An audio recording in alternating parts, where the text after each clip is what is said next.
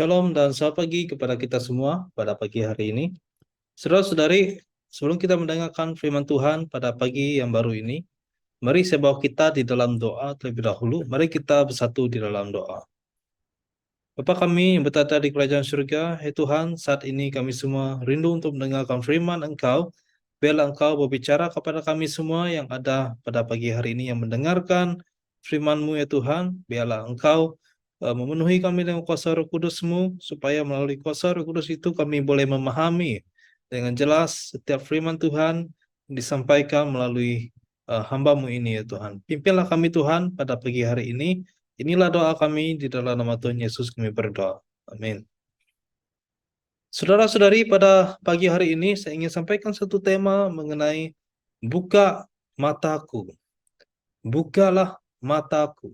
Jadi saudara-saudari, tema ini saya ambil daripada satu ayat yang dicatatkan di dalam Yohanes 14, Yohanes pasal yang ke-14, ayat yang ke-26. Yohanes pasal yang ke-14, ayat yang ke-26. Saya bacakan kepada kita pada pagi hari ini. Saudara-saudari, ayat ini yang berbunyi demikian.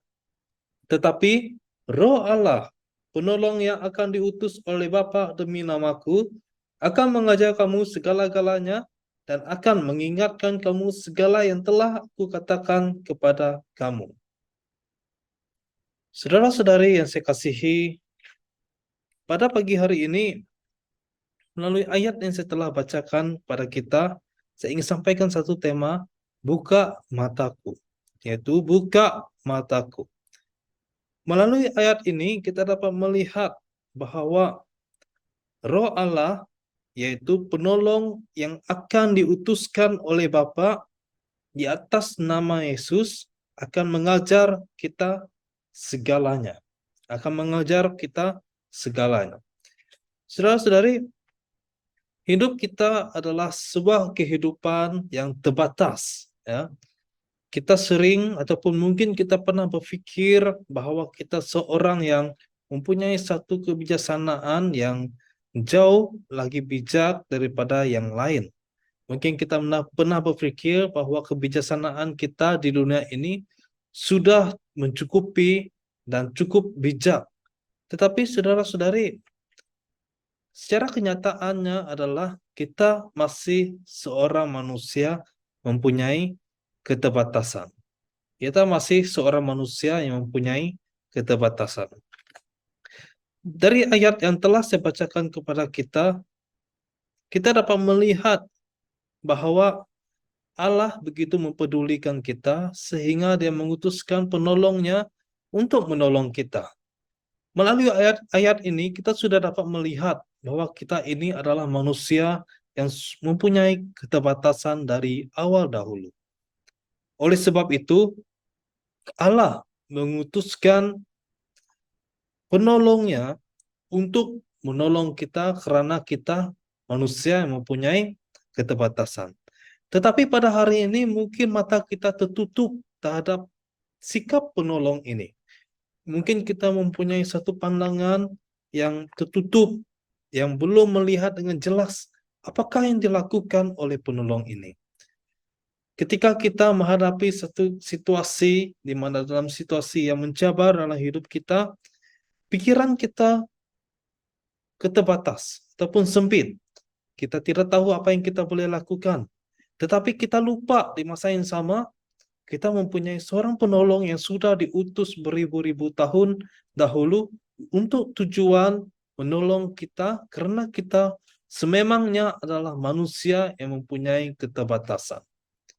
Allah bukan suka-suka menghantarkan penolong Dia bagi kita, tetapi Dia mengutus penolong Dia karena kita adalah manusia yang memerlukan pertolongan daripada Dia.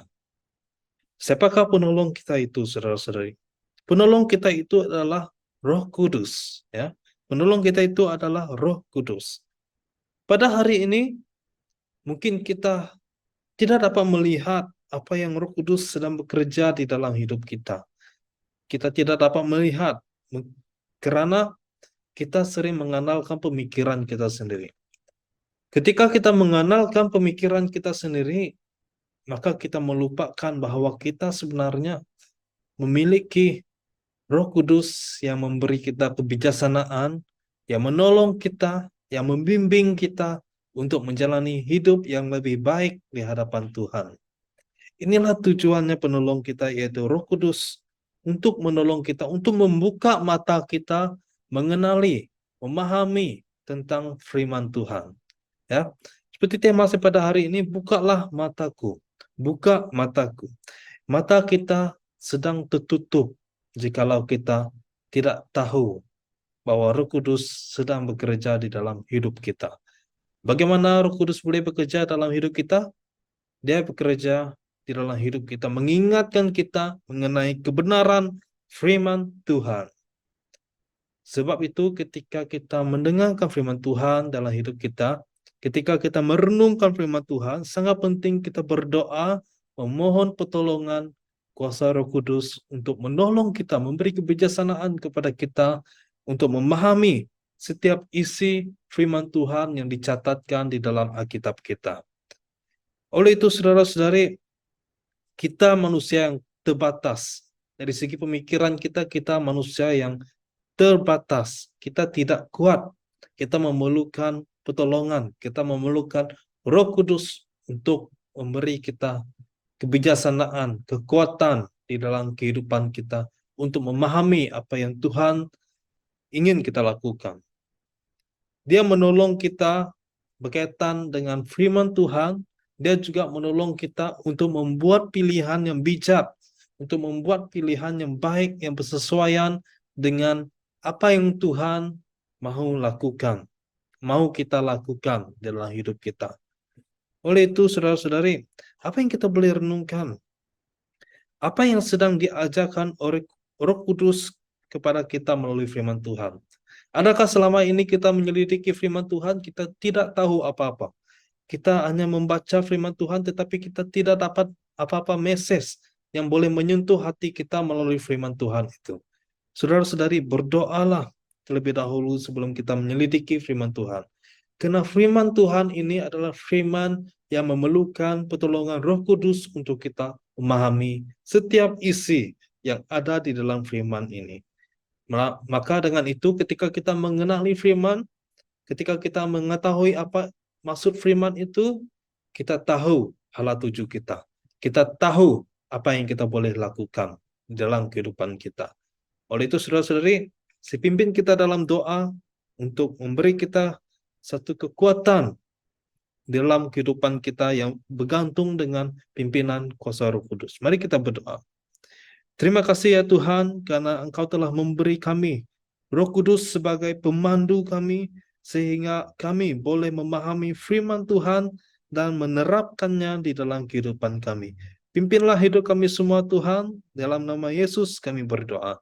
Amin.